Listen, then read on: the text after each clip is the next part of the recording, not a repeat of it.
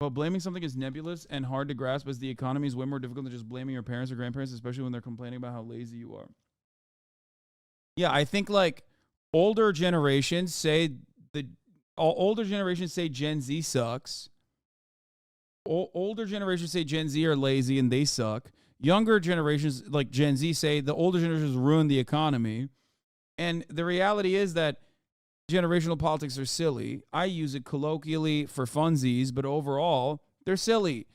It's just the real it's just a way to mask the truth. The real truth is class politics. As a worker, you have goals. You want to work the least amount of hours for the most amount of pay. It's perfectly normal to feel this way. This is a normal thing, okay? This is I'm talking about this from the perspective of self-interest. Your boss, on the other hand, the capital owner, person who owns the job, owns the workplace, owns the business, wants you to work for the most amount of hours for the least amount of pay that they can get away with paying you.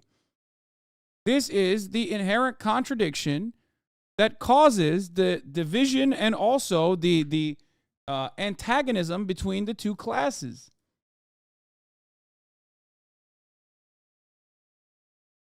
Same thing happened with your parents as well. Okay? That's it. After the Black Death, there were lots of complaints from the ruling class that serfs and peasants were quiet quitting and in general didn't want to work anymore. From the Statutes of Laborers, 1349 to 51. You can read the same stuff in the Wall Street Journal today. This goes back to my Lord argument. Whereas it was lately ordained by our Lord the King, and by assent of the prelates, earls, barons, and others of his council, against the malice of servants who were idle and not willing to serve after the pestilence without excessive wages, that such manner of servants, as well men as women, should be bound to serve, receiving the customary salary and wages in the places where they ought to serve in the 20th year of the reign of the king that now is, or 5 or 6 years before, and that the same servants, refusing to serve in such a manner, should be punished by imprisonment of their bodies. The servants having no regard to the ordinance, but to their ease and singular covetousness, do withdraw themselves from serving great men and others, unless they have livery and wages double or treble of what they were wont to take in the 20th year and earlier.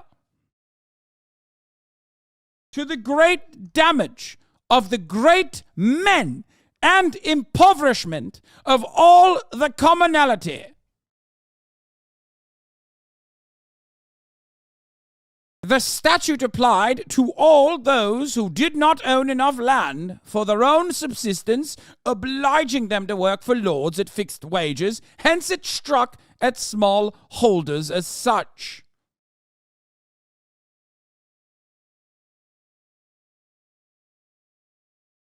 That's right.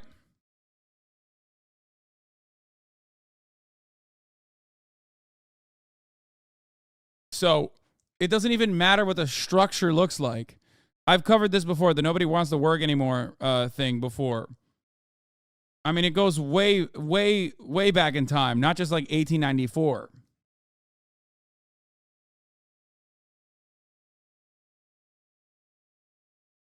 See, worker been lazy for a long time. Miracle, we're here. The other part of this that I find really cool, really fascinating rather, is that the way that we are describing the lords, okay, that hasn't changed either. Class dynamics have not changed at all, okay? Because when you look at it, they're still regarding the job providers as great men. You are serving great men, okay? The attitude of entitlement is still there. You should be excited at the prospect of serving a great man. Okay? And that's it. What holds the glue that holds that structure together at that time was, of course, still the threat of violence.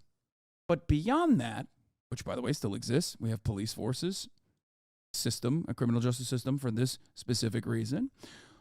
But also, the glue, the theoretical glue that held it all together was God, was religion. Nowadays, not so much. People don't really, especially in the Western world, don't really believe in the God stuff that much, but they do believe in another ideology. Especially here in the United States of America. They believe it more than they believe God in some instances. That's capitalism. And the glue within capitalism is no longer the divine right to rule, but instead meritocracy. The idea that every single person can go from being a peasant to being a Lord King is consistently instilled upon the population, reinforced over and over and over again since birth. That fallacy, that fake freedom that you have for class mobility is seen as the shining beacon that keeps it going. Okay? Meritocracy, the idea that Elon Musk, of course, worked hard and worked smart, and that's precisely the reason why he has, $200 billion of fake money. He is the myth of gifted individual. The myth of the gifted individual. Elon Musk, he deserves it. He did it. He worked hard for that money. He worked smart for that money. How dare you say anything about Elon? How dare you say he's stupid?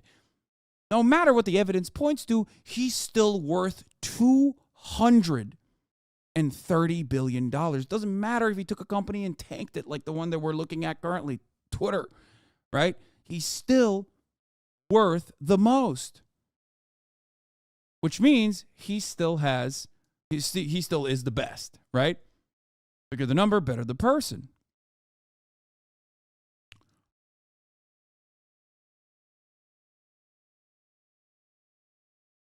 And that's it.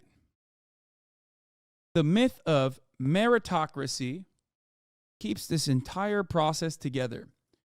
To those in the underclass, it gives them motivation that one day they too will have bountiful wealth. They too will live like the Elon Musks of the world, the Richard Bransons of the world. And it reinforces the position that those at the tippy top of society that have the same level of power and wealth accumulation that kings had and lords had in times before, it reinforces and re-solidifies their position. It tells everybody that, no, they deserve to be there. They worked hard. And they worked smart. 1 million times smarter, as a matter of fact. Bullshit. It's complete bullshit. Meritocracy is a lie. There are certain sectors where you can get close to a meritocratic approach, but you can never overcome probability. Probability will always play a role. Luck will always be a factor. You have no say in what zip code you're born in, and that's precisely why, on average, when you look at it, your zip code that you were born in is more determinative of your future prospects than anything else in this country. The financial circumstances that you were born into, in this country even, greatly dictates where you are going to end up. Now then, beyond that, you also have to think about the zip codes elsewhere. Who's to say that a child born in India to a lower caste structure is not destined to be a brilliant scientist? We simply don't know. There is so much potential out there that is laid to waste as a consequence of the awful material conditions that so many people, the overwhelming majority of the population on the planet, is subjected to. Okay? That's it. This does not mean that hard work does not factor into it. Of course it does. Of course. I am not a particularly skillful person. I'm not smarter than the average person. I'm not more charismatic than the average person. I'm not quick-witted. Okay? But I do work really hard. Okay? I do. I work so hard. I work non-stop. You can say that work Omegalol on Twitch, but when you compare the just sheer number of hours that I'm on camera, and you compare it to other forms, other facets of entertainment, other facets of media, you start to recognize it. Obviously, the thing I do is nothing in comparison to like a delivery driver or someone that works in an Amazon distribution facility. That's back-breaking labor. That's a necessary form of labor. Okay? But the reality is, I have a tremendous amount of luck that factored into what family I was born into, what I look like. Even what I look like is a great example. What I look like is a great example. Because if I didn't work so hard, if I didn't work out every single day, if I didn't manage my diet all the time, if I didn't have a tremendous amount of willpower to stop myself, I wouldn't look the way I do, right? So obviously luck played a role in that, and hard work played a role in that as well. When I first started on Twitch, I could not yap at all. I was terrible off the cuff. I could not speak off the cuff at all. That was part of the reason why I wanted to even begin speaking on Twitch. I wanted to get better at delivering the information that I had in my mind in an uninterrupted fashion without going all the time. And I still do that, right? And the only reason why I can talk uninterrupted for 10 consecutive hours over and over and over and over again is because for years and years I've been doing this.